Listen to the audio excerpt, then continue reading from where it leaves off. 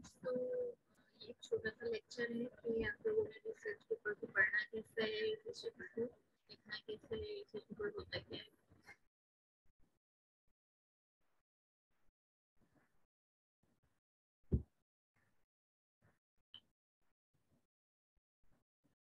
ठीक है, यहाँ पर जैसा पीपीटी में आपको लेके चलूंगी रिसर्च पेपर की, तो सम यूनिवर्सिटीज में जो है वो रिक्वायरमेंट होती है। इसके अलावा ये लेवल पे तो खैर रिक्वायरमेंट नहीं होती,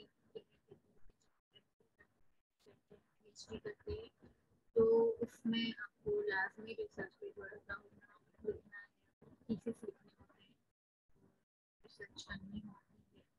पीएच लेवल पर रिक्वायरमेंट नहीं है, लेकिन इस साथ साथ जो है कभी रिक्वायरमेंट भी हो जाए, रिक्वायरमेंट ना भी हो, ये आपके आगे के लिए अच्छा है। अगर आप टीचिंग रिसर्च या इस तरह की जगहों पर जो तो ये ज़रूरी होता है कि आपको रिसर्च पेपर लिखना आए। आप देखेंगे कि चूज टॉपिक कैसे आपने चूज करना है, ठीक है, थीसिस का स्टेटमेंट कैसे लिखना है, स्टेटमेंट से मुराद ये कि थीसिस की प्रॉब्लम को कैसे आपने लिखना है, कि आप मतलब प्रॉब्लम आप ले कंसीडर कौन सी प्रॉब्लम कर रहे हैं। आप इन्वायरमेंट पे में आपका टॉपिक कर रहे हैं, आप उसके अंदर आप इन्वायरमेंट में किस जगह जा रहे हैं, किस जगह पर रिसर्च कर रहे हैं, क्या आपकी इंटेंशन था, क्या मालूम करना चाहते हैं रिसर्च स्टेटमेंट। फिर आप प्लेजरिज्म को देखेंगे, एक होता है कि प्लेजरिज्म मतलब एक्सेप्टेबल क्या है और नॉन एक्सेप्टेबल कॉन्सेप्ट, लिटरेशन और बिब्लियोग्राफी और फॉर्मेट्स देखेंगे थोड़ा बहुत। ज़्यादा इतना लंबा चौड़ा नहीं है सेशन, क्योंकि ये तो बेसिकली रिसर्च पेपर पढ़ने से ही आपको समझ में आएगा। जितना ज़्यादा आप रिसर्च पेपर्स को पढ़ेंगे तो आपको समझ में आएगा। उसके अलावा मैं आपको जितना भी कह दूँगी आपके करना है ये आपको समझ में आएगा। तो रिसर्च क्या है, किसी भी चीज़ को रिसर्च करना, ठीक है, यानी कि आप ये समझ लें एक सिस्टम ऑलरेडी मौजूद है और आप इन्वेस्टिगेशन करना चाहते हैं कि क्या ऐसा है क्या नहीं, तो ये आपकी रिसर्च है। मिसाल के तौर पर माहौल में एटमॉस्फेयर की एग्जाम्पल ले लें, एटमॉस्फेयर में बहुत सारे लोग काम कर चुके हैं, लेकिन आप देखना चाहते हैं, आप अपनी यूनिवर्सिटी कैसा है, यहाँ पर कौन कौन से पॉल्यूटेंट्स मौजूद हैं, तो आप उन्हें को रिसर्च करना चाहते हैं। आपने आपका जो रिसर्च क्वेश्चन था वो ये था कि क्या मेरी यूनिवर्सिटी के एटमॉस्फेयर में मौजूद है, ठीक है, तो ये है या नहीं है, ये आपकी रिसर्च है। It is defined in intensive search with the purpose of becoming certain। आप certain होना चाहते हैं, ये करके आप देखना चाहते हैं कि ये है भी कि नहीं है। और it is a systematic investigation into reality to gain knowledge। जाहिर है आप क्यों कर रहे हैं, आप एक नॉलेज हासिल करने के लिए कर रहे हैं, इन्वेस्टिगेशन क्यों कर रहे हैं आप ये सारी। पेपर का जो आपका स्ट्रक्चर होता है वो एक होता है, मेन पार्ट्स क्या होता है, इंट्रोडक्शन, आप अपना जो टॉपिक है उसका इंट्रोडक्शन देंगे। बॉडी, बॉडी से ये मुराद है कि वो टॉपिक जो आपने चूज किया है वो आपने किया किस तरह, क्या क्या प्रोसीजर उसमें आपने अप्लाई किए। और कंक्लूजन, कंक्लूजन से ये मुराद है कि आपको रिजल्ट क्या मिला, आपने जो ये सारी इन्वेस्टिगेशन की है, जो आपने रिसर्च की है, आपका रिजल्ट क्या निकलता है। ये कंपोनेंट्स हैं आपके रिसर्च पेपर के। सबसे पहले आप एक एब्स्ट्रैक्ट लिखते हैं, उसके बाद इंट्रोडक्शन, थीसिस स्टेटमेंट होती है आपकी, कि रिसर्च स्टेटमेंट जो भी हमने बात की थी, क्वेश्चन क्या है आपका, मालूम क्या करना चाहते हैं, उसके हमारे साथ आपको आंसर देंगे। फिर आप लिटरेचर रिव्यू करेंगे, फिर मेथोडोलॉजी होगी, फिर रिजल्ट होंगे, फिर डिस्कशन होगा, कंक्लूजन होगा, रेफरेंसेस होंगे और अपेंडिसेस होंगे। ठीक है, एब्स्ट्रैक्ट क्या होता है, to briefly introduce the reader to the aims of the study, the methodology, results and findings। छोटा सा एब्स्ट्रैक्ट होता है, सर्टेन वर्ड्स का 120 वर्ड का होता है, कुछ लाइंस का होता है, वेरी करता है थोड़ा पेपर टू पेपर, और कुछ पब्लिशर होते हैं उसमें थोड़ा बहुत वेरी करता है। तो उसमें आपका क्या बताते हैं, रीडर आपका एक लेमैन है, सही है, वो इन्वायरमेंटलिस्ट नहीं है, उसको आपने बताना है कि आपकी जो रिसर्च है उसका एम क्या है, आपने तरीका क्या यूज किया है, आपका रिजल्ट क्या निकला उस स्टडी से, सही है। यानी आप एक लेमैन आदमी को मतलब उसको नहीं पता क्या है, ठीक? तो अब आप ये एक मिसाल दीजिए, लेट उसको नहीं पता क्या है, तो आप उसे ये बताएंगे कि एक कंटेमिनेंट है एनवायरनमेंट में, एयर में मौजूद है, मैं उसको देखना चाहता हूँ, कैसे देखना चाहता हूँ, थोड़ा थोड़ा मोटा मोटा आप इसमें बताएंगे, और रिजल्ट बताएंगे कि हाँ भाई लेट निकला भी कि नहीं निकला, निकला तो कितना निकला, रेंज जितनी होनी चाहिए उससे ज्यादा निकला या कम निकला, तो ये चीजें आपने एक्स्ट्रा में बतानी है। बहुत ज्यादा डिटेल नहीं होती, लेकिन आइडिया हो जाता है स्टेप को देख के कि पेपर में क्या क्या मौजूद होगा। इंट्रोडक्शन थीसिस स्टेटमेंट, ठीक है। अब आपका मेन जो सवाल है कि आप उसमें क्या देखना चाह रहे हैं, इंट्रोडक्शन में आप वो वाली बात, अब इंट्रोडक्शन लिखना शुरू करेंगे, इसमें आप अपना मसला बयान करेंगे, आपको जो थीसिस स्टेटमेंट होगा, जो प्रॉब्लम होगा वो लिखेंगे। To state a clear overall purpose of the study, ठीक है, often framed in a discussion of the need the research. To define the research questions of the study, यानी एक रिसर्च क्वेश्चन है, उसमें कोई एक बात मालूम करना चाह रहे हैं या फिर एक से सारी, यानी लेड मालूम करना चाह रहे हैं, और उसके अलावा लेड के साथ साथ आप कोई और चीज भी मालूम कर रहे हैं तो लिखेंगे।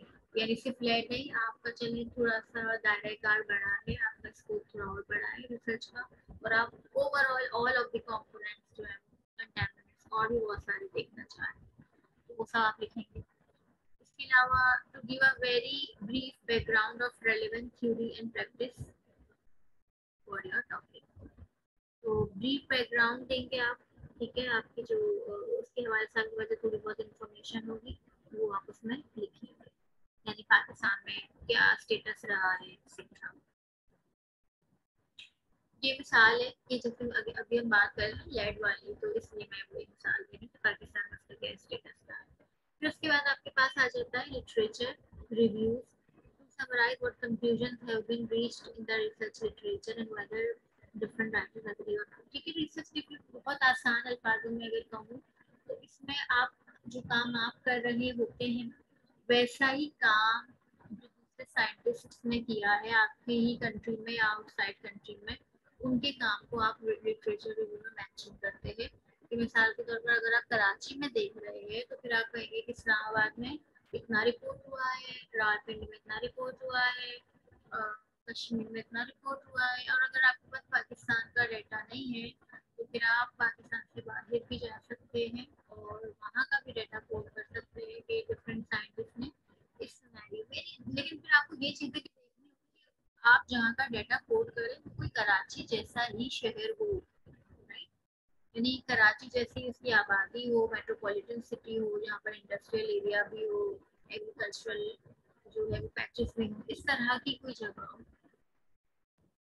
टेम्परेचर मिलता जुलता हो वहाँ का, और क्लाइमेट कराची जैसा ही हो, ज्योग्राफी थोड़ी कराची जैसी हो कि भाई यहाँ समंदर भी है और हल्के फुल्के पहाड़ भी हैं, इस तरह का ये चीज को मैच करते हुए आप जो है वो यहाँ कोड करेंगे। ऐसा नहीं कि नॉर्थ साउथ कोड करेंगे कि आपका शहर को देखते हुए आपका रिसर्च एरिया कहलाता है जहाँ की आप स्टडी करें, तो आप अपने रिसर्च एरिया को देखते हुए उसको मैच करेंगे, उससे जो मैच करती हुई जगह होगी आप उसको अपने लिटरेचर रिव्यू में लेकर आएंगे।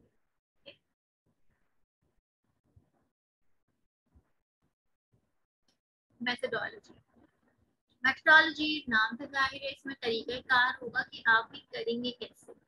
To demonstrate that you are aware of the research methods used to study this topic, to explain and justify the method of data collection and analysis, तो आप उसमें जो है अपने डाटा कलेक्शन आपने कैसे करना है वो पूरा डिटेल में तरीक़ेकार मौजूद होगा, और यहाँ भी आप रेफरेंसेस यूज करेंगे, ठीक है, हर जगह रेफरेंसेस यूज होंगे।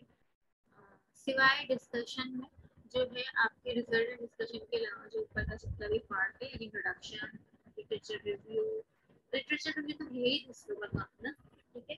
और मेथोडोलॉजी में भी आप अपना रेफरेंस डालेंगे कि भाई फला फला एबीसी साइंटिस्ट जो थे उन्होंने कराची के एटमॉस्फेयर में लेड इस तरीके से मालूम किया था, उन्होंने ये अपरेटस यूज किया था, उन्होंने ये एयर एनालाइजर यूज किया था, उन्होंने इस तरह एयर को जो है वो कंटेनर में बंद करके लैब में लाए थे या लैब को एनवायरनमेंट में लेके गए थे, जो भी तरीके का सूट करता है वो आप लिखेंगे।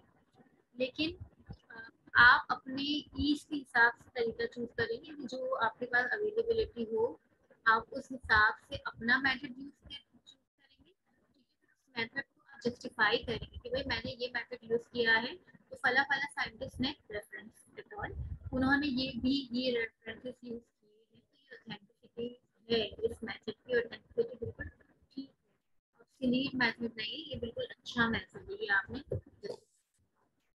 इसके अलावा अगर आप चाहें तो आप मतलब कुछ लोग लिख देते हैं वैसे लोगों की अवेयरनेस के लिए कि भाई मैंने तो ये तरीका यूज किया है, लेकिन अगर आपके पास रिसोर्सेज हैं तो आप ये तरीके भी यूज कर सकते हैं, मैंने तो नहीं किया लेकिन आप कर सकते हैं अगर आपके पास रिसोर्सेज मौजूद, ये भी कुछ लोग पेपर देखते हैं। उसके बाद आप आ जाएंगे रिजल्ट पे। रिजल्ट में आपने जो भी आपकी फाइंडिंग्स हैं, जो भी आपने डेटा कलेक्ट किया है, जो भी आपने अप्स किया है, जो भी आपको पता चला है वो आप इन नंबर्स लिखेंगे। क्वालिटेटिव है तो क्वालिटेटिव लिखेंगे, क्वांटिटेटिव है तो क्वांटिटेटिव। ठीक है, कभी कभार हमारी जो रिसर्च होती है वो क्वांटिटेटिव होती है, क्वालिटेटिव होती है, उसमें नंबर्स नहीं होते, वो सिर्फ ये होते है या नहीं है, हाँ या ना वाली, यस एंड नो वाली जो सिचुएशन होती है, तो वो क्वालिटेटिव डेटा कहलाता है, आप वो लिखेंगे। ठीक है, या अगर क्वांटिटेटिव है तो रिजल्ट जो भी है वो आप उसको लिखेंगे अपनी थीसिस में या अपनी रिसर्च में। फिर उसके बाद डिस्कशन होगा। डिस्कशन हमेशा आपके रिजल्ट की बेसिस पर होता है।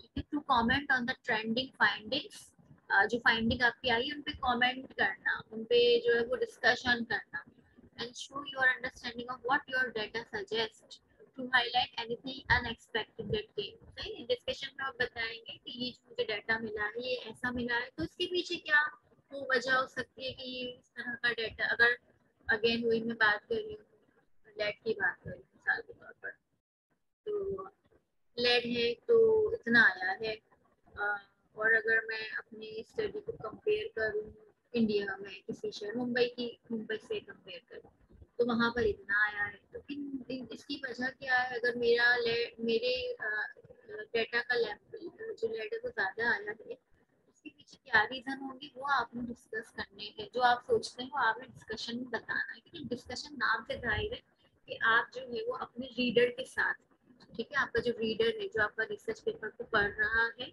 उसके साथ आप एक डिस्कशन कर रहे हैं, तो ये डिस्कशन के पार्ट में आएगा। डिस्कशन में वैसे रेफरेंसेस नहीं होते, अगर बहुत शायद नादिर आप कभी डालना चाहें तो डाल सकते हैं, और लेकिन बहुत ही इररिलेवेंट सा भी ना हो, मतलब आपकी जो डेटा टॉपिक है उससे ही रिलेटेड हो, बहुत जो है वो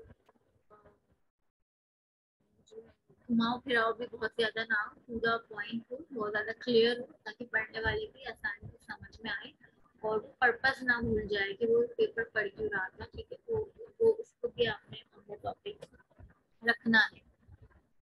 अच्छा, उसके साथ आप डिस्कशन में जो है वो फिर एक्सपेक्टेशंस, कोई मतलब आप लेड मालूम कर रहे थे, कोई और बात सामने आ गई तो वो उसको भी डिस्कस करेंगे कि हम हमारा तो ये स्कोप ही नहीं था, हमारा तो रिसर्च क्वेश्चन ही कुछ और था, लेकिन जब हमने स्टडी की तो हमारे सामने ये वाली बात सामने आ गई। अच्छा, आप लेड मालूम करना चाहते थे, आपने सोचा ही नहीं था कि आप जब ये करेंगे सैम्पलिंग तो आपको लेड के अलावा लेट्स सपोज कुछ और मिल गया, जो आप जो और किसी रीडर को और जो और किसी साइंटिस्ट को कहीं नहीं मिला, तो वो आप कोट करेंगे कि भाई ये अनएक्सपेक्टेड चीजें हो गई मेरे स्टडी के दौरान। मिसाल के तौर पर आप किसी रॉक की स्टडी के लिए गए थे और आपने वहाँ सोचा हुआ था कि आपने जो है वो मिनरल्स देखना है, कौन कौन से मिनरल है, आप उनको क्वान्टिफाई करना चाहते हैं, ये करते करते कहीं से आपको गैस मिल गई, तो वो एक अनएक्सपेक्टेड सी बात है ना, क्योंकि वो आपने सोची भी नहीं थी, तो फिर आप उसको भी जो है वो कोट करेंगे, डिस्कशन में आप उसको डिस्कशन करेंगे। आप सिचुएशन में आप अपना जो पार्ट इस तरह भी प्ले कर सकते हैं कि फिर आप उसमें रेमेडी भी बताएं कि भाई हाँ लेड ज़्यादा है, तो मुझे लगता है लेड इसलिए ज़्यादा है क्योंकि अभी भी कराची में जो है वो शायद कहीं लेड वाला पेट्रोल यूज हो रहा है, ऐसा है नहीं, वैसे मैं ऐसे सपोज के तौर पर बता रही स्टूडेंट्स, पहले लेड यूज होता था बहुत, अब नहीं होता, ये बस आपको बता रही हूँ। तो जो वो साइंटिस्ट है उसने देखा, तो उसने अज्यूम किया कि शायद लेड जो है वो यूज, तो अब वो रेमेडी पता कि भाई आप अच्छा पेट्रोल यूज करें, आप अच्छे पेंट यूज करें, लेड फ्री पेंट यूज करें, क्योंकि पेंट्स में अभी भी लेड मटेरियल यूज होता है, तो फिर वो पेंट है वो एटमॉस्फेयर में उसका कांटेक्ट हो जाता है, पेंट जो है वेपराइज हो जाता है, तो आपके एयर में लेड हो जाता है। तो ये बताए कि भाई आप अच्छा पेंट यूज करें, आप इसे ऑर्गेनिक पेंट की तरफ आए, और सो ऑन जो भी आपको रेमेडी लगती है कि ये सोल्यूशन है इस चीज को कम करने के लिए, वो भी आप डिस्कशन, क्योंकि because you are doing discussion, तो आप डेफिनेटली इस तरह की बातें भी कर सकते हैं। कंक्लूजन में आप जो सम अप करेंगे, छोटा सा जिस तरह का एब्स्ट्रैक्ट होता है इस तरह का कंक्लूजन होता है, इसमें आप बताते हैं कि कहाँ लूप होल्स हैं, कहाँ आप जो है वो जो भी आपकी फाइंडिंग है वो ब्रीफली आप बताएंगे, और आप बताएंगे कि आपकी फाइंडिंग से जो है आप लोगों को क्या फायदा होगा या इन्वायरमेंट को क्या फायदा होगा, तो ये आप थोड़ा सा कंक्लूजन में बता देंगे। इसके अलावा लिमिटेशन भी आप अपनी बता सकते हैं कि भाई हम हमारी स्टडी में हम ये नहीं कर सके, तो अ, यहाँ इस एरिया में जो है वो थोड़ी सी जो रिसर्च की जरूरत है, तो इस तरह दूसरे रिसर्चर्स के लिए भी दरवाजा खुल जाता है रिसर्च में। तो अपने कंक्लूजन में एक सवाल, एक स्पार्क छोड़ के जाए कि भाई ये हमने मालूम किया लेकिन हम ये नहीं कर सके क्योंकि हमारे पास रिसोर्सेज नहीं थे, तो इस तरह जो है अगर कोई और करेगा तो वो उसके लिए नया दरवाजा खुल जाएगा।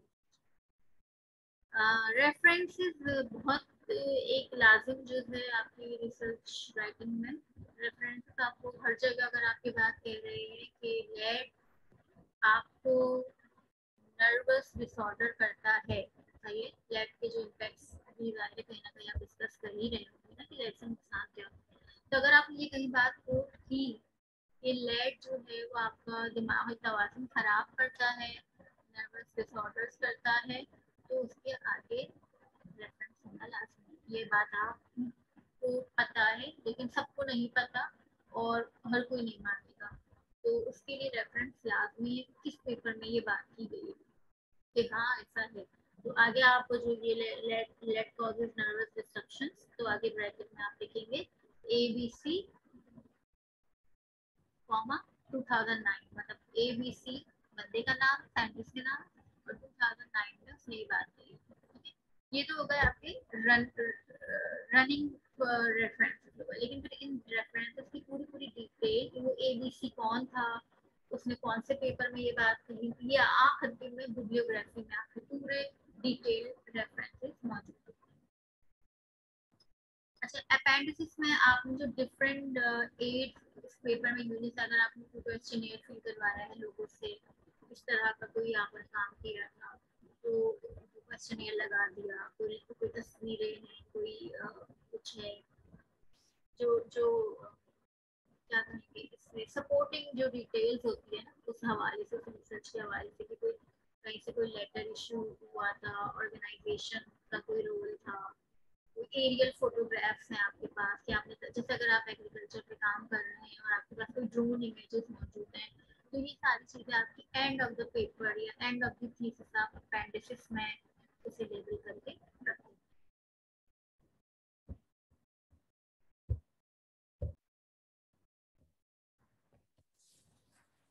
रिसर्च स्टेटमेंट की हमने बात की थी, वो क्या होता है वो, the thesis statement is like an outline in miniature, road map for the rest of the paper, ठीक है। आपका प्रॉब्लम आपका रोड मैप होता है, आपको एक डायरेक्शन प्रोवाइड करते हैं कि आप उसी डायरेक्शन पे रहते हैं अपनी स्टडी करनी होती है। मिसाल के तौर पर अगर आप एग्रीकल्चर की बात करें तो उसमें आपका थीसिस स्टेटमेंट है कि आप चेक करना चाहते हैं किसी फील्ड में कितना नाइट्रोजन कंपाउंड है और कितना फास्फोरस का रेशियो है, और उसकी वजह से यूट्रिफिकेशन कहीं हो रही है आसपास, तो ये आपका थीसिस स्टेटमेंट है, इसके ऊपर आपको फोकस रहना है।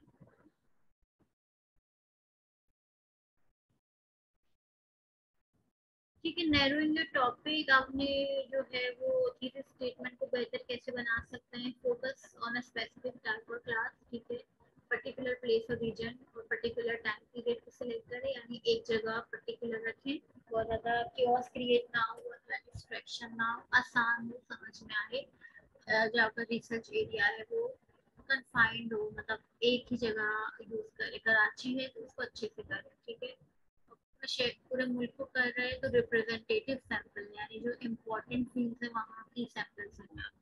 अगर ये मैं एग्रीकल्चर के पर्सपेक्टिव से आपको बताऊँ तो टाइम पीरियड देखे कि भाई आप एक टाइम पीरियड बना लें, आपने अपने पेपर में भी आपने मेंशन करना है कि मेरी 6 महीने की या मेरी समर सीजन की या विंटर सीजन की या ऑटम या स्प्रिंग की जो है ये स्टडी है, तो आपको टाइम पीरियड भी जो है वो स्पेसिफाइड होना चाहिए।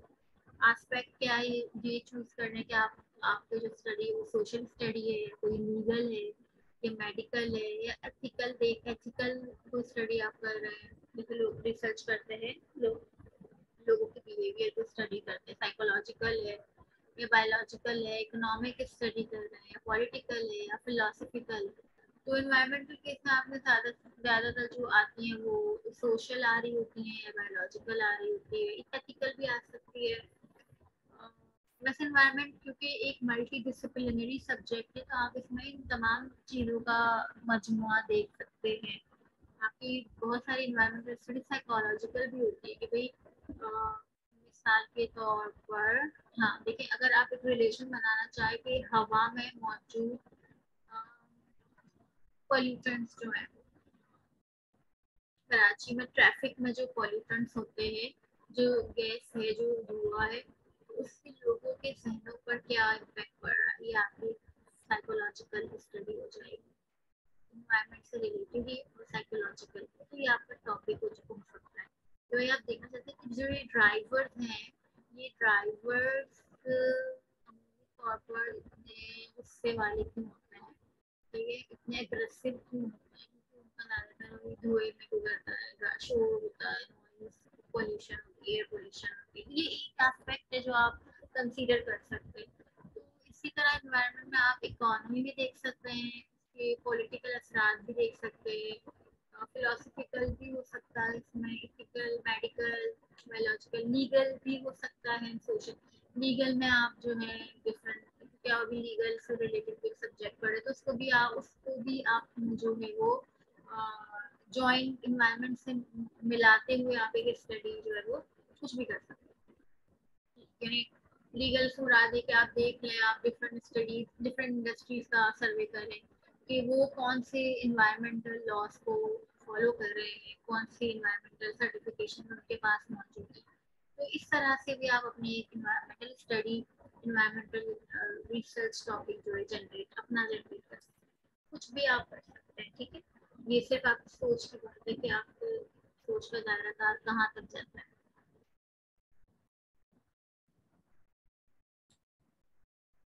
एब्स्ट्रैक्ट में क्या होता है ये बात की थी, तो इसमें आपकी होना चाहिए why did you do this study और प्रोजेक्ट, एब्स्ट्रैक्ट में ये वाली बातों के जवाब होने चाहिए।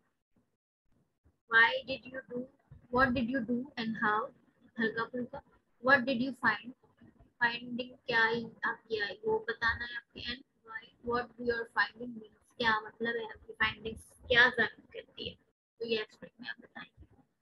इंट्रोडक्शन में आप क्या बताएंगे, the primary purpose of introduction is the frame of the paper for its reader, it should provide brief description of the topic, brief description पूरे टॉपिक में मौजूद हो, why the topic is worth researching, क्यों जरूरत पड़ी हुई इस topic की ये आप बताएंगे, और क्यों आपका टॉपिक इम्पोर्टेंट है, जाहिर है आपको अपना आप चीज बेचते हैं तो आप बताते हैं कि ये बड़ी अच्छी है, ये बड़ी इम्पोर्टेंट है, इसकी आज के दौर में जरूरत है।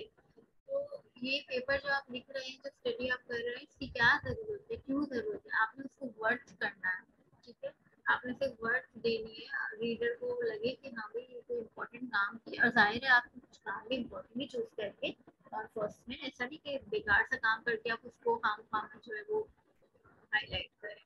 जो आपके आजकल मसाइल हैं उनको अगर आप एड्रेस करेंगे तो उसकी वर्थ तो वैसे ही हो जाएगी, लेकिन वो वर्थ आपके दिमाग में है, उस आपके दिमाग में से निकाल कर आपको रीडर के दिमाग में उस वर्ड को लेकर जाना है वो कैसे करेंगे आप।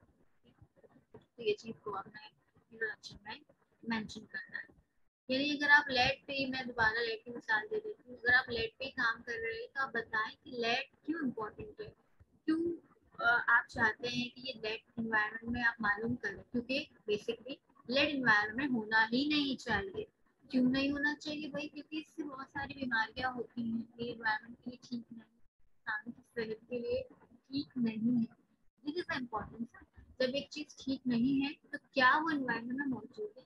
कि भाई वो और भी जगहों पर तो है, तो क्या वो हमारे स्टडी एरिया में भी मौजूद है, और क्या हम उससे बराह रास्त मुतासिर हो रहे हैं? तो ये चीज आपके टॉपिक की या रिसर्च की वैल्यू को बढ़ा देती है।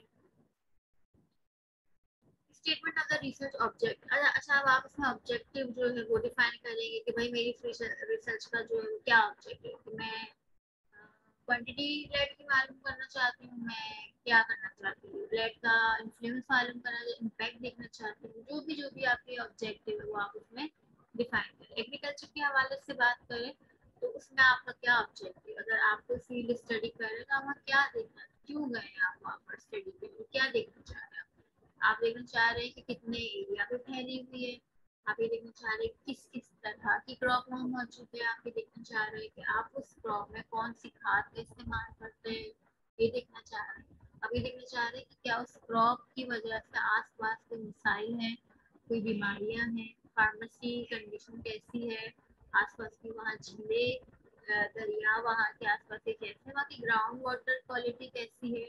ये सारा कुछ आपका ऑब्जेक्टिव में आता है। जो भी आपके जहन में ऑब्जेक्टिव है वो आपने इंट्रोडक्शन में इंकॉर्पोरेट करना होगा। Scope of the study again वही सिग्निफिकेंस बतानी है इंट्रोडक्शन में। लिटरेचर रिव्यू में आपको क्या बताना है, what is the present state of knowledge regarding, ठीक है, आपने जो स्टडी एरिया चूज किया है वहाँ पर ये काम हुआ है कि नहीं हुआ वो बताना है। हुआ है तो आपके काम से उसका क्या कितना आपका काम उस काम से रिलेटेड है, किस तरह रिलेटेड है वो बताना है। और इसके अलावा आप जो काम कर रहे हैं ऐसा काम अगर कहीं और हुआ है तो वो आपको लिटरेचर रिव्यू में बताना है। ठीक है, मेथोडोलॉजी में आपको अपने रिसर्च के मेथड बताने हैं कि भाई अगर मैं पानी में जो है कंटेमिनेंट मालूम कर रहा हूँ तो पीएच मालूम कर रहा हूँ तो मेरा पीएच मीटर यूज करूंगा। और क्या मालूम, और अगर वो केमिकल्स मालूम कर रहा हूँ तो मैं स्पेक्ट्रोमीटर यूज करूंगा। तो आप मेथोडोलॉजी में तो पूरी डिटेल देते हैं, सही है, किस लैब से हुआ, क्या प्रोसीजर हुआ, पूरा डिटेल में बताते हैं। और आपने जो इंस्ट्रूमेंट यूज किए होते हैं उनका नाम, उनका मॉडल नंबर, वो सब कुछ उसमें लिखा जाता है। मेथोडोलॉजी पूरा तरीकेकार होता है, इतना अच्छे से लिखा हुआ होता है कि जब आपका पेपर कोई और पढ़ता है और उसको फॉलो करता है तो उसको बड़े आसानी से समझ में आता है कि इस तरह मेथोडोलॉजी लिखी है, मुझे भी सेम टू सेम यही फॉलो करनी है। और लेकिन जब वो आप फॉलो करता है तो जाहिर सी बात है वो आपको मेंशन करेगा, आपको उसका क्रेडिट देगा, आपको रेफरेंस में शामिल करेगा। सिमिलरली आप भी किसी और से अडॉप्ट करेंगे तो आप भी उसको अपने रेफरेंस में टेक्नोलॉजी में आप भी इसको शामिल करेंगे कि मैंने इनके काम को देखते हुए अपने काम को किया। इसके अलावा अच्छा, ये तो होगा फील्ड स्टडी, फिर आप उस डेटा को लेकर आए और कंप्यूटर में, सही है, फिर आप उसको कैसे जो है वो सेकेंडरी डेटा में कन्वर्ट किया, यानी आपने अब उसके ऊपर क्या काम किया, आपने एक्सेल पे उसके ऊपर कौन से फॉर्मूले लगाए, स्टैंडर्ड डेविएशन निकाली या क्या निकाला, एवरेज निकाला, मीन निकाला, ग्रेटर नंबर निकाला, लेसर, जो भी कुछ आपने वो करना है वो भी आपने यहाँ पर मेंशन करना होगा, सही है।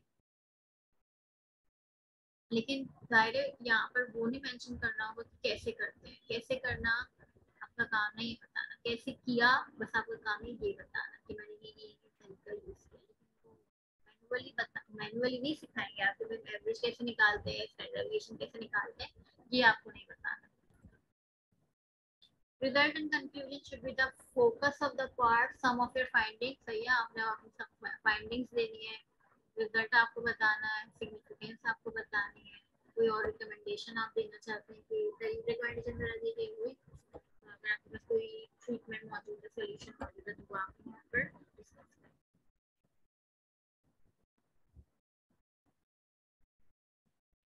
आपके पास आ जाएगा रेफरेंसेस। अल्फाबेटिकली आपके सारे रेफरेंसेस जो भी आपने टेक्स्ट में यूज किए थे ना इंट्रोडक्शन में, इसमें जहाँ पर भी आपने ब्रैकेट के अंदर ABC एट ऑल 2009 वगैरह जो भी आपके रेफरेंस है, अब उनको आपने पूरा डिटेल में आपने उसका रेफरेंस जो है वो शो करना है। मैं आपको बताती हूँ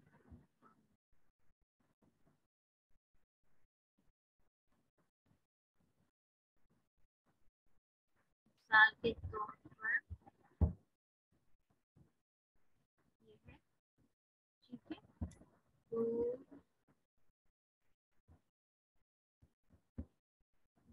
जैसे ये है ना, ये रनिंग टेक्स्ट रेफरेंस है कि in China urbanization rate measured as urban population rose from between 1978 and अब ये बात जो इन्होंने लिखी है किसने कही है, ये कही है national bureau statistics of China comma 2003। ये इन्होंने कही है, लेकिन ये पूरी डिटेल ही मौजूद है। अब इसकी डिटेल आखिर में आपको रेफरेंसेस बिब्लियोग्राफी का जो चैप्टर होगा इसके अलावा one view is that urbanization, especially the expansion of large cities and regions that have experienced rapid economic growth and urban development, causes the loss of cultivated land. ये किसने कही है? ये कही है डेंग एट ऑल ने 2009। इसके अलावा यही बात और किसने कही है? लियो एट ऑल ने 2014 ने, सेमीकोलन टैन एट ऑल ने 2005। तो ये तीन लोगों ने एक ही बात के ऊपर काम किया था, तो इस बंदे ने उन तीन को मेंशन किया। अब ये तो हो गए रनिंग टेक्स्ट रेफरेंसेस, अब इनको बिब्लियोग्राफी में बिल्कुल डिटेल में लिखा जाएगा। अभी आप देख रहे हैं डैंग एट ऑल है ना, ठीक है। अब हम जाते हैं रेफरेंसेस में।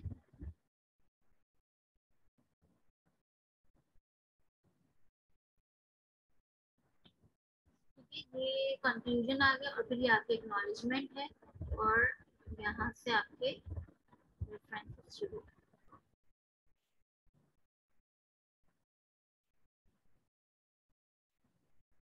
ये देखिए डैंग एट ऑल था, यानी एट ऑल से मुराद है कि मोर देन वन साइंटिस्ट इस स्टडी में। डैंग एक्स, डैंग इनका लास्ट नेम है, एक्स इनका फर्स्ट नेम है, ठीक है। ये इसी तरह लिखा जाता है। एक्स से पूरा कोई नाम होगा उनका, वो यहाँ पे मेंशन नहीं होता। फिर उसके बाद देखें कॉमा डॉट इसलिए क्योंकि एक्स को आगे भी है लेकिन वो एब्रिविएट करके लिखा गया, इसलिए x dot comma. Second scientist है ह्वांग जे, जे इनका फर्स्ट नेम है, जे से कुछ भी हो सकता है, जॉन हो सकता है, कुछ भी। अगर ये चाइनीज है तो जॉन नहीं होगा, कुछ भी इनका जे से जो भी नाम होता है वो हो सकता है। और ह्वांग इनका सेकंड नेम है, यानी अगर मिसाल के तौर पर कोई अली मुर्तजा किसी का नाम है, ठीक है, और वो पेपर लिखता है तो जब उसको यहाँ रेफरेंस दिया जाएगा तो लिखा जाएगा मुर्तजा ए, ठीक है। अली ए हो जाएगा और वो आखिरी में चला जाएगा, मुर्तजा ए हो जाएगा, क्योंकि यहाँ पर अपने सरनेम से लोग जाने जाते हैं हर जगह पर, अपना फर्स्ट नेम नहीं इम्पोर्टेंट, सरनेम इम्पोर्टेंट होता है।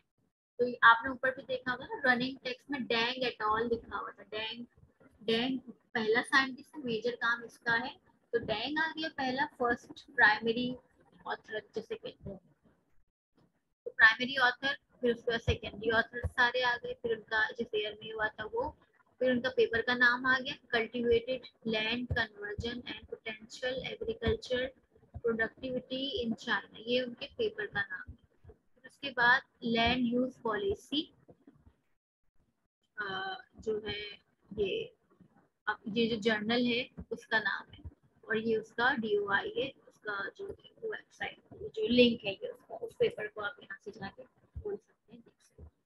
तो ये सारे जो भी रेफरेंस ऊपर यूज हुए हैं तो वो तो आगे पीछे होंगे ना, लेकिन जब आप नीचे बिब्लियोग्राफी में प्लेस करते हैं तो वो अल्फाबेटिकली अरेंज करके लिखते हैं। जैसे यहाँ पर आप देख रहे हैं सारे L वाले, फिर NT वाले हैं, A से शुरू है ना, ABD, तो ये सारे आपके रेफरेंसेस आ गए। अच्छा, कुछ जगहों पर कुछ पेपर्स का फॉर्मेट ये होता है कि वहाँ पर ये डैंग एट ऑल नहीं लिखा हुआ होता, लॉन्ग एट ऑल या जैंग एट ऑल या टैंग एट ऑल, ल्यू एट ऑल नहीं लिखा हुआ होता, बल्कि क्या होता है 1 2 3 भी लिखा हुआ होता है। तो उसका भी यही तरीका है कि 1 2 3 यहाँ पर 1, लेकिन फिर वो इस तरह होगा कि पहला रेफरेंस हमेशा 1 होगा, यानी रेफरेंसिंग कहाँ से शुरू हो रही है, यहाँ से, ये आपका पेपर का फर्स्ट रेफरेंस है, तो ये 1 हो जाएगा, इसके बाद 2 हो जाएगा, ये 3 हो जाएगा, ये 4 हो जाएगा, ये 5 हो जाएगा, ये 6 हो जाएगा, ये 7 हो जाएगा, ये 8 हो जाएगा, ये 9 हो जाएगा, ये 10 हो जाएगा। और फिर ये 1 2 की सीरीज भी यहाँ जैसे ये रेफरेंसेस नेम वाइज है, अल्फाबेटिकल ऑर्डर में है, तो फिर वहाँ पर न्यूमेरिकल ऑर्डर में आ जाएंगे। ठीक है, यहाँ पर अब ये अल दाखिल की जगह क्या होता, 1 होता, और 1 पे वहाँ क्या है, 1 पे है ये national bureau of statistics China कुछ है, तो ये वाला रेफरेंस फिर यहाँ 1 2 की सीरीज में आ जाता है। तो वो सारा अरेंजमेंट पेपर टू पेपर, असल में हर जर्नल का अपना तरीकाकार होता है। आप जैसे ये जर्नल है, इनके पब्लिशर है एल्सेवियर, ये साइंस का एनवायरनमेंट का बहुत बड़ा पब्लिशर है। ये पब्लिशर का नाम है एल्सेवियर, और एल्सेवियर का ये जो है वो जर्नल है, जर्नल का नाम है लैंड यूज पॉलिसी, ये जर्नल का होम पेज है। ठीक है, ये इस जर्नल का लोगो है या आइकन है या मैगजीन पेज समझ रहे हैं। तो एल्सेवियर के बहुत सारे पेपर जर्नल्स हैं। एल्सेवियर एक बहुत बड़ा इदारा है जो पब्लिशर है, सही, उनके बहुत सारे जर्नल होते हैं। जर्नल डिपेंड करते हैं डिफरेंट फील्ड के, यानी कुछ जर्नल होते हैं एनवायरनमेंट के, कुछ जर्नल होते हैं बायोलॉजी के, कुछ जर्नल मैथ्स के होते हैं, कुछ जर्नल आर्ट्स के होते हैं, कुछ जर्नल कम्युनिकेशन के होते हैं, टेली कम्युनिकेशन के होते हैं, कुछ इंजीनियरिंग के होते हैं, जर्नल अलग अलग होते हैं। तो फिर आपका जो पेपर, आपका जो काम होता है, आप उस हिसाब के जर्नल को चूज करते हैं, और अब वो फिर उस हिसाब से आपकी जो है पेपर। अब एल्सेवियर का तरीका है कि ये नंबर नहीं लेता, ये नाम लेता है, इस तरह। तो आप जहाँ आप अपना पेपर शाया करवाना चाहते हैं, आप उनकी वेबसाइट पे जाके पहले देखेंगे कि उनका तरीका क्या है, फिर उस तरीका को आप फॉलो करेंगे, और उसको जो है वो आप उस हिसाब से अपने पेपर को फिर लिखेंगे, पूरा पूरा बहुत एडिटिंग करके, और फिर आप उसे जो है वो जमा कराएंगे।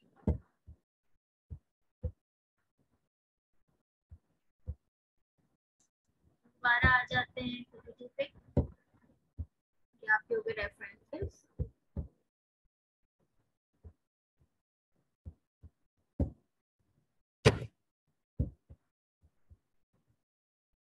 अपेंडिसेस हमने पहले बात की थी ना, कोई रिपोर्ट लगानी है, कोई हिस्टोरिकल डॉक्यूमेंट है, कोई एरियल फुटेजेस हैं, कोई क्वेश्चनियर है, कोई सर्वे है, तो कुछ भी रेलेवेंट चीज जो आपने अपनी स्टडी में यूज की थी, वो आप अपने पेपर के आखिर में लगा सकते हैं, थीसिस के आखिर में लगा सकते हैं। अच्छा, अब वैसे थोड़ी सी अब जर्नल बातें कर लेते हैं, ठीक है, ये तो हमने पूरी पॉइंट बातें की। जनरल बात है कि आप अपना रिसर्च पेपर, सब्जेक्ट, अपना टॉपिक कैसे चुने, ठीक है, तो क्या हो दैट इंटरेस्ट यू, जिसमें आपकी दिलचस्पी हो, नॉट टू ब्रॉड, सही बहुत ज्यादा ब्रॉड, यानी आसमान ले लिया, आसमान में फ्लैट भी देख रहे हैं, क्रोमियम भी देख रहे हैं, कार्बन डाइऑक्साइड भी देख रहे हैं, ग्रीन हाउस गैसेस भी देख रहे हैं, उसकी वजह से इम्पैक्ट भी देख रहे हैं, उस इम्पैक्ट की वजह से होने वाले इम्पैक्ट भी देख रहे हैं, तो ये इतना ब्रॉड नहीं है, सही है, कंसाइज हो, टू दी टॉपिक रहे, और कंसाइज, छोटा हो, बहुत ज्यादा उसका स्कोप बहुत बड़ा ब्रॉड ना हो, स्पेसिफिक होना चाहिए आपको, नॉट टू डिफिकल्ट, बहुत डिफिकल्ट भी ना हो, सही है, आसानी से जो है वो लोगों को समझ में आए, इस तरह का हो। एवरेज रीडर जो है उसकी भी दिलचस्पी, लेमैन जो होता है उसकी भी उसमें दिलचस्पी पैदा हो जाए, इस तरह का कोई टॉपिक हो।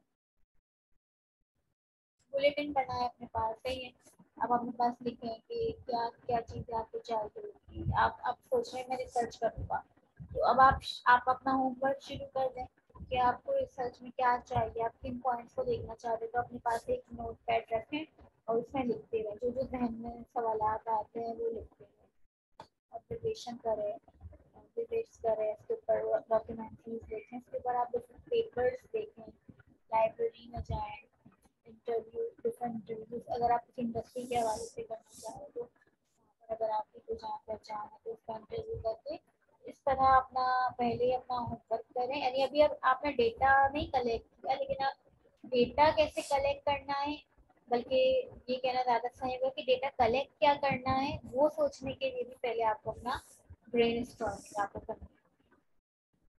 यानी अगर आप एग्रीकल्चर पॉल्यूशन के ऊपर कोई काम करना चाहते हैं मिसाल के तौर पर, तो अब आप पहले उस पर होमवर्क करें कि क्या फीजिबल है, आप क्या करना चाहते हैं, क्या आपसे हो सकता है, आपके पास क्या फैसिलिटीज है यूनिवर्सिटीज में, लैब में कुछ है आपके पास, कोई आपकी जानने वाला है यूनिवर्सिटी के बाहर कोई ऐसी लैब है जहाँ आपको जो सोचना है वो हो सकता है।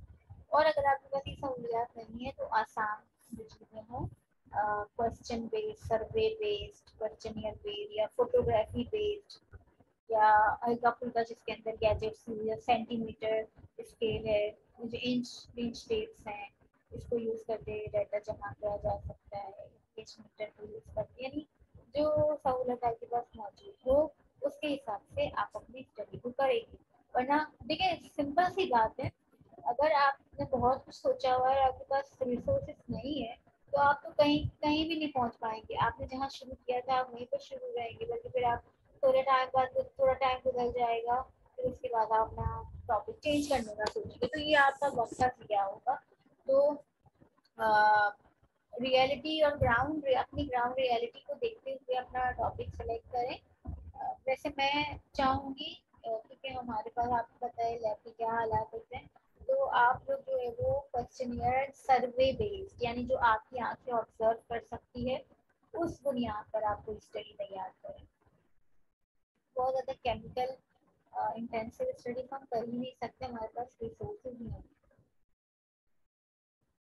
ठीक है, आउटलाइन बना, इसमें आप आइडियाज ऑफ टॉपिक लिखें, मेन आइडिया लिखें, उसके अंदर क्या है वो लिखें, क्या जो जो आपने सोचा हुआ है लिखते जाएं।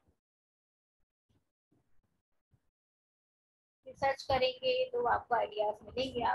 आप इजी रिसर्च देखें, गूगल स्कॉलर पे जाएं, वहाँ पर देखें, गूगल पे जाके देखें कि आपको आपका जिसमें इंटरेस्ट है उस हवाले से क्या क्या काम मौजूद है, उसमें से पिक करें, उन पेपर को खोलें, उसमें देखें। और हो सकता है कि एक पेपर में 10 काम किए हुए, तो वो 10 काम आप नहीं कर सकते, लेकिन कोई एक दो काम आपको जो समझ में आते हैं तो वो आपका उस पर भी पेपर बन सकता है। ऑर्गेनाइज करें, ऑर्डर में लेकर आए चीज़ों को।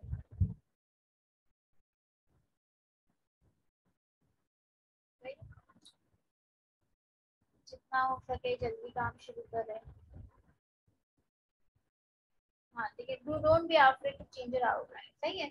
जैसे जैसे वक्त गुजरता है आपका जो रिसर्च क्वेश्चन था वो ग्राउंड रियलिटीज को देखते हुए बदलता है, यानी आज आपने सोचा कि मैं ये करूँगा, आपको लगा कि ये हो सकता है, लेकिन जब आप उस लोकेशन पे गए, स्टडी एरिया पे गए, वहाँ जाके आपने देखा कि यार ये तो बड़ा मुश्किल है, तो फिर वो वक्तन फवक्तन थोड़ी बहुत तो चेंजेस आ जाती है। दैट इज ओके, लेकिन ये है कि करना है काम, कुछ ना कुछ काम करना है, थोड़ा सा करना है लेकिन करना है। बेनिफिट्स क्या होते हैं आउटलाइन बनाने के वो देख लीजिएगा आप लोग।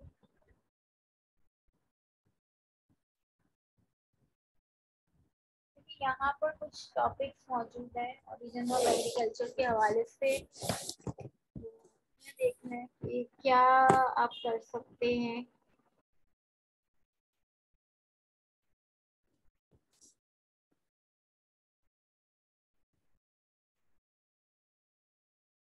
सही है?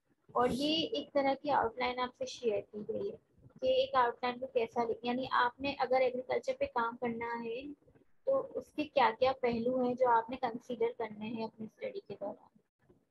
यानी मिसाल के तौर पर आपके पास आप वहाँ गए किसी फील्ड पर, एग्रीकल्चरल फील्ड पर गए, और वहाँ जाकर आपने क्रॉप्स का सैंपल तो ले लिया कि भाई यहाँ क्रॉप्स ये इतनी मौजूद है, यहाँ से यहाँ तक शुरू है, यहाँ पर ये वाली वो वाली क्रॉप्स लगी हुई है, लेकिन आपने वहाँ एनिमल ही नहीं देखे। फिर आप आ गए, फिर आपने सोचा, फिर आपने कहा कुछ लेटनेस है, आपको ये भी होना चाहिए शाम में, फिर आप दोबारा जाएंगे, फिर आप घर आ गए, फिर आपने सोचा कि मुझे फार्मर से इंटरव्यू भी करना चाहिए था, उनसे पूछना चाहिए था कि भाई आप जो खाद यूज करते हो उसको लोकल, उसका लोकल नेम क्या है, आप कहाँ से लेते हो, कितने की लेते हो, इससे आपको कोई रैशेस तो नहीं हो जाते अप्लाई करते हो, यानी इस तरह की कोई बात हो सकती है। तो वो फिर आप तीसरी दफा जाएंगे तो नहीं, ऐसा नहीं करना है। आपने पहले अपने पास आउटलाइन बनानी है, आपने पूरी एनालिसिस कर ली है, पूरा पेपर आपने पहले दिमाग में लिख लेना है कि मुझे इस तरह काम करना है, ताकि आप जब सर्वे की जो जगह पे जाएंगे तो आपको पता हो कि आपने क्या क्या काम यहाँ एक ही वक्त में अंजाम देना। इसीलिए आप ग्रुप्स में जाते हैं और आप अपने जो है वो टास्क असाइन करते हैं, डिफरेंट बंदा जो है डिफरेंट काम करता है, और इस तरह आप different types of data gather करते हैं एक ही जगह से।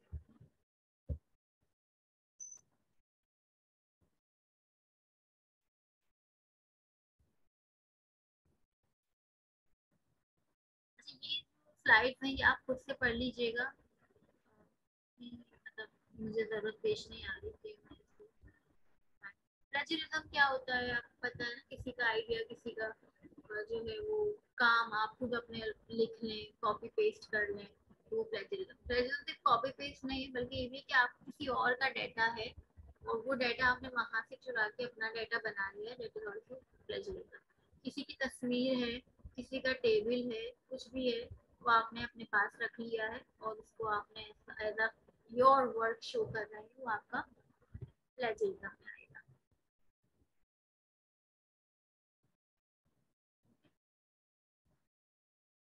तो आपने क्या करना है, प्लेजरिज्म नहीं करनी बल्कि पैराफ्रेजिंग करनी है। जाहिर है आपकी जो सोर्स है वो यही पेपर्स है, लेकिन वो पेपर्स को आपने अपने आपने जब काम करना है तो उसको पैराफ्रेज करके आपने अपने अल्फाजों में बयान करना है। देखिए यहाँ पर एक जो है वो स्टेटमेंट है, ठीक है, इस स्टेटमेंट को अगर आप as it is copy paste करोगे तो वो प्लेजरिज्म में आएगी, लेकिन इसी स्टेटमेंट को आप पैराफ्रेज करोगे, अपने अल्फाज में तब्दील करोगे, तो फिर ये प्लेजरिज्म में नहीं आएगी। लेकिन स्टिल ये करने के बाद भी ये आपकी नहीं हो जाती, आपने आगे रेफरेंसेस देने हैं।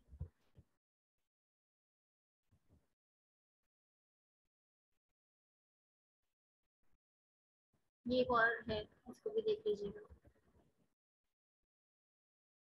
कंसिस्टेंट होना चाहिए फॉर्मेट आपका, ठीक है, रीडर के लिए पढ़ने में आसान हो, अल्फाज बहुत मुश्किल ना हो, और सिंक्रोनाइज यानी दिमाग उल्टा फुल्टा ना हो, कभी कोई बात कभी कोई बात नहीं, एक एक डायरेक्शन में हो आपका सारा मवाद, ताकि पढ़ने में इंटरेस्ट डेवलप्ड रहे और समझ में आए, भूल ना जाए आप, आगे जाए पीछे की बात भूल ना जाए, तो इससे सिंक्रोनाइज्ड हो कि आपको सब समझ में आ रहा हो। ठीक है, कैसे लिखते, देयर इज एमएलए फॉर्मेट होता है, एपीए फॉर्मेट होता है, एसीएम फॉर्मेट होता है, जिसके बेसिस पर आप लिखते हैं अपना पेपर। ये वर्ड पे अप्लाई होते हैं फॉर्मेट्स। मिसाल के तौर पर एमएलए गाइडलाइंस एपीए में पेपर स्टैंडर्ड साइज का होता है 8.5 11 इंचेस। आप जब वर्ड पे काम करेंगे ना तो आप वहाँ पर अपना पेपर सिलेक्ट करेंगे पहले कि आपको किस पेपर पे काम करना है, तो आप ये वाला साइज लेंगे। एमएलए का भी यही, एपीए का भी यही। पेज मार्जिन आपने रखना है 1 inches on all side top bottom, similarly यहाँ पर भी ऐसे ही है। फॉन्ट 12 रखनी है, इधर भी रखनी है, टाइम्स रोमन रखनी है, इधर आप टाइम्स रोमन और कोरियर दो में से कोई भी रख सकते हैं। स्पेसिंग डबल स्पेसिंग करनी है। अलाइनमेंट ये होनी चाहिए आपकी, पैराग्राफ इंडेंटेशन आपकी इतने स्पेसेस होने चाहिए, यहाँ पर 5 होने चाहिए, एंड ऑफ सेंटेंस इस तरह करना है, पेज नंबरिंग आपको कहाँ लिखनी है ये आप देख लीजिएगा, और you have to follow this.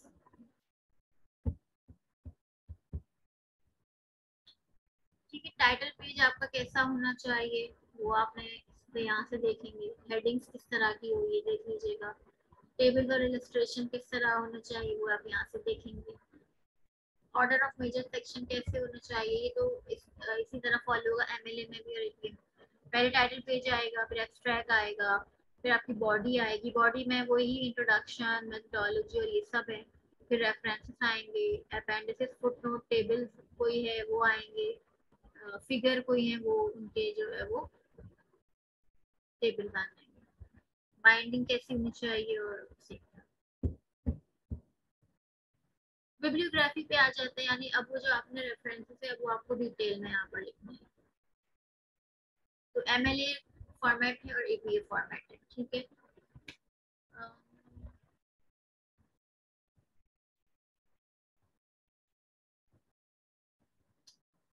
अच्छा, मैं कोशिश करती हूँ कि मैं देखिए डिफरेंट फॉर्मेट्स होते हैं रेफरेंसिंग के। जो मोस्ट कॉमन है वो एमएलए और एपीए फॉर्मेट है। बुक्स में इस तरह आप जो है वो करते हैं, इंसाइक्लोपीडिया में इस तरह आपका रेफरेंसिंग होती है, और मैगजीन और आर्टिकल्स में आपकी इस तरह। अब हम आर्टिकल को, क्योंकि हमारी फोकस है, हम बुक नहीं लिख रहे, हम डिक्शनरी इंसाइक्लोपीडिया नहीं कर रहे, हम आर्टिकल्स के ऊपर आ जाते हैं। तो ये देखें एपीए फॉर्मेट में कैसे हुआ है। ट्रिलियन सी, जो हमने डिस्कस किया था ना कि अली मुर्तजा, तो ये मुर्तजा अली है, ए कैपिटल, फिर एयर, और फिर पेपर का अपने टॉपिक का नाम और जर्नल का नाम। और जर्नल में पेज जो उन्होंने ऑक्यूपाई किए होते हैं कि एक जर्नल में बहुत सारे आर्टिकल होते हैं ना, तो आपका आर्टिकल किस पेज पे मौजूद है, आपका नहीं, ये तो खैर बात की बात है, यानी आप जिन लोगों का काम ले रहे हैं उनका आर्टिकल कहाँ पर मौजूद है। तो ये वैसे ऑटोमेटिकली गूगल स्कॉलर पे इसकी सहूलत मौजूद है कि आपको खुद बैठ के नहीं लिखने होते, वहाँ लिखे लिखाए मौजूद होते हैं, आपको वहाँ से कॉपी पेस्ट करना होता है रेफरेंसेस को कॉपी पेस्ट किया जा सकता है स्टूडेंट्स। इसीलिए प्लेजरिज्म में जो है 19% की छूट होती है। जब आप थीसिस लिखते हैं तो उसमें होता है कि 19% का प्लेजरिज्म काबिल कबूल है। तो वो इन्हीं चीजों के लिए होता है। वैसे केयू में ये होता है कि वैसे केयू में नहीं, हर जगह यही होता होगा ऑब्वियसली, कि जब वो प्लेजरिज्म में रन करवाते हैं तो उसमें से रिजल्ट, अपेंडिसेस और रेफरेंस को निकाल के प्लेजरिज्म करते हैं, और उसमें भी 19% की छूट होती है। ठीक है, तो जो ये रेफरेंसेस है, ये तो आपके खातिर में ही नहीं आते, क्योंकि दायरे ये तो होते ही कॉपी पेस्ट, तो इसका कोई इशू नहीं है, ये कॉपी पेस्ट हो सकती है, आपको खुद को बैठ के लिखने नहीं पड़ेंगे। मैं आपको यही बता दूंगी कि ये रेफरेंसेस आप किस तरह जो है वो लेके आ सकते हैं यहाँ पर। ये स्लाइड खत्म हो गई, ठीक है, मैं आपको डायरेक्ट गूगल पे जाकर बताती हूँ कि आप किस तरह किसी भी पेपर का रेफरेंस निकाल सकते हैं।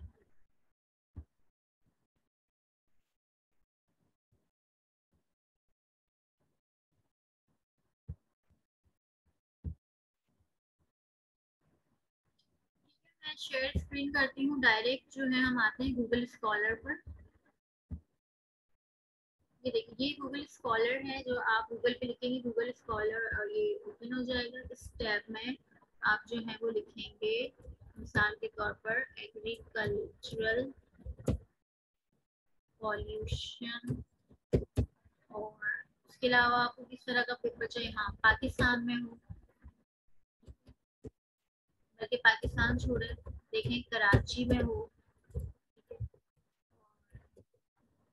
सर्वे बेस्ड हो कोई, तो ये एक पेपर है, ये इसका पीडीएफ मौजूद है यहाँ पर। ये लिखा है ए अजीजुल्लाह ने, एल्सेवियर में ये पब्लिश्ड है। ये जर्नल का नाम है एनवायरमेंट इंटरनेशनल, ये जर्नल का नाम है 2001 में। इसी तरह ये एक पेपर है जी मुर्तजा ए गफूर, तो ये डिफरेंट पाकिस्तान और कराची के हवाले से, एग्रीकल्चर के हवाले से पेपर मौजूद है। अब फिलहाल हम जो है वो सिर्फ उसका तरीका देख रहे हैं रेफरेंसेस का। तो ये एक पेपर है, इसमें से आपने कुछ बातें लिखी, सही, अब आपने इनको कोट किया, के लिए आपने लिखा अजीजुल्लाह। अब कितने हैं यहाँ पर, एक दो तीन चार, चार ऑथर। तो अब चारों का तो नाम आप रनिंग टेक्स्ट में नहीं लिखेंगे, तो आप लिखेंगे कोई एक बात लिखेंगे, और फिर आप लिखेंगे कि ये कहा किसने, अजीजुल्लाह एट ऑल 2001, ये ब्रैकेट में आ गया। फिर अब बिब्लियोग्राफी में अब आपको पूरा रेफरेंस लिखना है, तो आप कैसे लिखोगे, यहाँ आ जाए, ठीक है, क्लिक करेंगे, यहाँ से आप जो है वो इसको डाउनलोड भी कर सकते हैं, पूरा पेपर यहाँ से पढ़ सकते हैं। इसके अलावा साइट करना है आपको, ये नजर आ रहे हैं,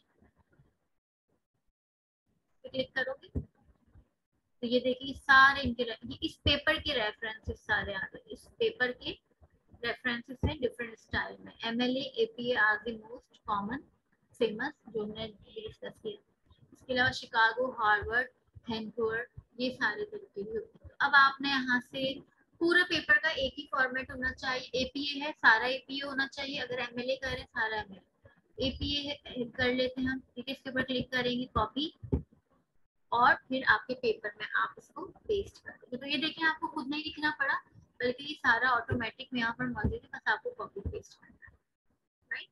तो आपने भी इसी तरह अपना जो है वो सिलेक्ट करना है टॉपिक, कराची की एग्रीकल्चर के हवाले से। ये गूगल स्कॉलर और गूगल की मदद से आप जो है आसान सा कोई काम इजीली अचीवेबल रिजल्ट्स के साथ जो हो वो कर सकते हैं।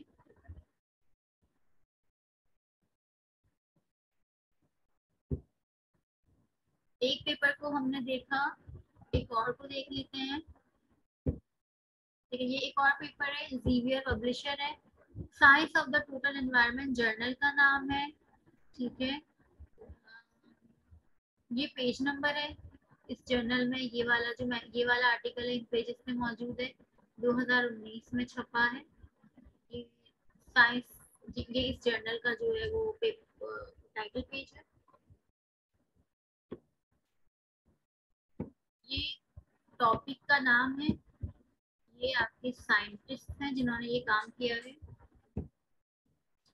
तो ये ए बी रिप्रेजेंट करता है कि ये मोहन जो है वो इस इदारे में काम करते हैं।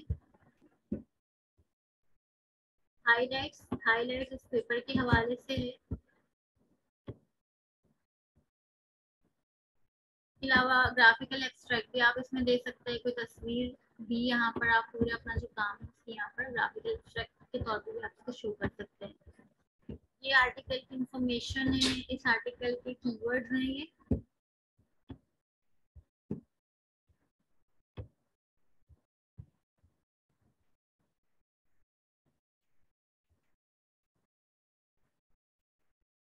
ये एब्स्ट्रैक्ट है। एब्स्ट्रैक्ट में वही जो सवालात थे ना कि एब्स्ट्रैक्ट में कब किया, कैसे किया, क्या मिला, ये इसमें आंसर होना चाहिए।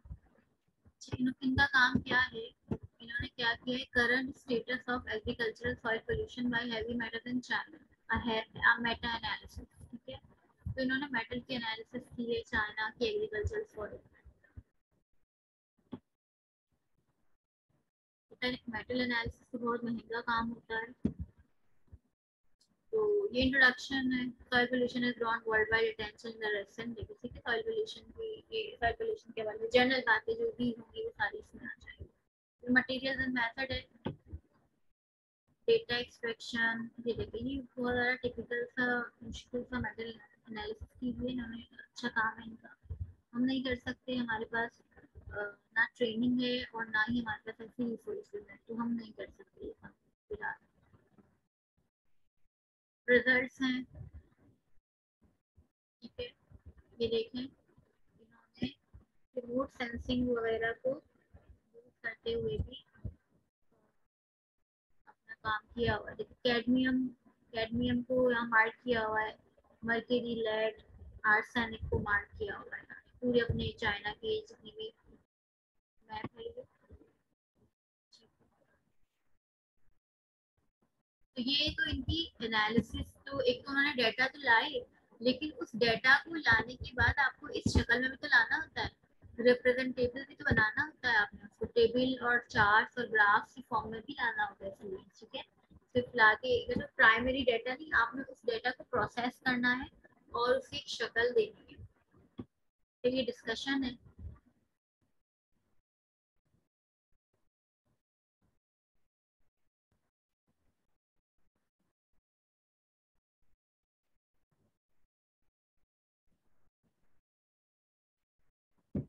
लेकिन उन्होंने भी कंपैरिजन रखा हुआ है, एलिमेंट, कैडमियम, क्रोमियम वगैरह, रिव्यू फील्ड और रेफरेंसेस, ये वाला रिव्यू जो है। बाकी इसके अलावा वी एन यांग की स्टडी ये कहती है कि इतना कैडमियम है चाइना में, क्रोमियम इतना है वहाँ की सॉइल में। सॉन्ग ये कहता है अच्छा, इसके अलावा Chinese soil, Chinese urban soil, world soil, world के हिसाब से एड्रियानो ने वर्ल्ड पे काम किया है, रिव्यू किया था इसने। रिव्यू पेपर होता है कि दूसरों के काम को कंपाइल करके पेश करना, यानी अपनी कोई रिसर्च नहीं होती, लेकिन दूसरी जितनी भी रिसर्च है उन सबको कंपाइल करना और फिर एक पेपर बनाना। उनके हिसाब से ये। तो इसके अलावा इंग्लैंड और वेल्स में जो है रॉलिंस ने काम किया है। TTF ने, इसके सैंपल कितने थे, उसके सैंपल थे 5,600। तो ये उसके हिसाब से ये आया है, ये एवरेज है, जाहिर सी बात है। यूरोप में, ऑस्ट्रेलिया में, यूएसए में, मलेशिया में, तो आपने भी ये कर सकते हैं। आप ये बहुत कुछ कर सकते हैं, आप जितने पेपर पढ़ेंगे आपका दिमाग उस हिसाब से खुलता चला जाएगा।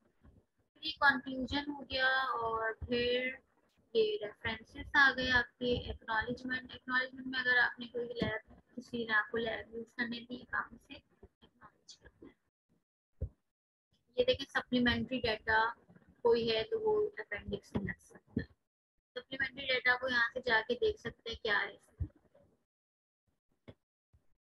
ओके, तो I hope you got understand, थोड़ा बहुत समझ में आ गया होगा। बाकी पेपर पढ़ने पड़ेंगे, उसके अलावा नहीं समझ में आएगा कि कैसे काम करना है।